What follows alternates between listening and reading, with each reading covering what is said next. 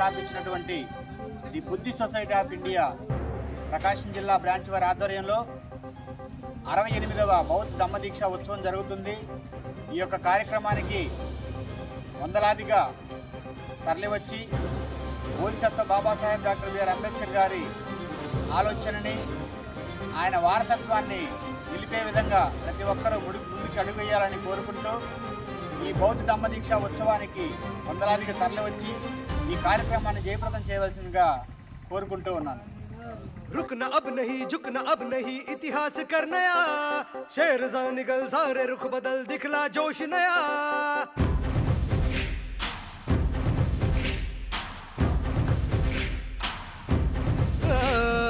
रुकना अब नहीं झुकना अब नहीं इतिहास कर नया शेर जा निकल सारे रुख बदल दिखला जोश नया साथ चलो साथ है बुद्ध की राहें डट के चलो मंजिलें खोले बाहें चलो साथ है बुद्ध की राहें डट के चलो मंजिलें खोले बाहें जय भीम क्रांति का नारा है जय भीम दुनिया में न्यारा है जय भीम सबका सहारा है जय भीम जहाँ से भी प्यारा है जय भीम क्रांति का नारा है जय भीम दुनिया में न्यारा है जय भीम सबका सहारा है। 1955 మే 4వ తారీఖున the Buddhist society of India అనేటువంటి ఈ ప్రత్యేకమైన సంస్థను ఏర్పాటు చేసి 1956 అక్టోబర్ 14న సుమారుగా 6 లక్షల మందితోటి బౌద్ధ ధమ్మదీక్ష తీసుకొని తన అనుయాయులందరినీ బౌద్ధం వైపు నడిపించిన విషయం మరొకసారి ఈ సభా కార్యక్రమం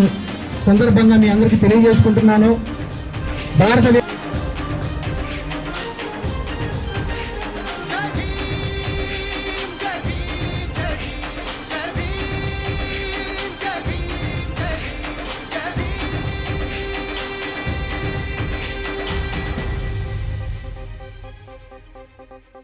आए कोई डरना नहीं संविधान साथ है ऐसा निखर देखे सभी तुझ में जो बात है आए कोई डरना नहीं संविधान साथ है ऐसा निखर देखे सभी तुझ में जो बात है जल जाने दे सबको अभी मशाल ऐसे बन रोशन करे सबका जीवन मिसाल ऐसी तू बन तुझ में भी खून है किसका दिखा दे मैदान में आज तू डट के दिखा दे तुझ में भी खून है किसका दिखा दे मैदान में आज तू डट के दिखा दे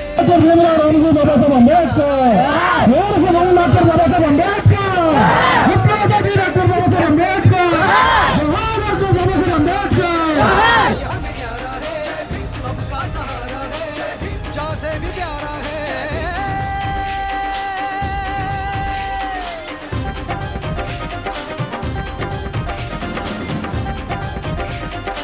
బాబాసాహెబ్ అంబేద్కర్ గారు బౌద్ధ మతాన్ని తీసుకోవడానికి గల కారణం ఏంటంటే సరిగ్గా ఆయన చనిపోవడానికి 2 నెలల ముందు దాదాపు 5 లక్షల మందిని నాగపూర్లో సమావేశపరిచి అయ్యా మీరందరూ కూడా బౌద్ధం తీసుకోవాలి, ఎందుకంటే నేను ఇప్పటి వరకు మీ యొక్క ఈ అణగారిన ఎస్సీ ఎస్టీల కోసం నేను చాలా పనులు చేశాను, చివరికి రాజ్యాంగం కూడా రాశాను, అయినా కానీ నేను అనుకున్నటువంటి ఏ కళ నెరవేరలేదు.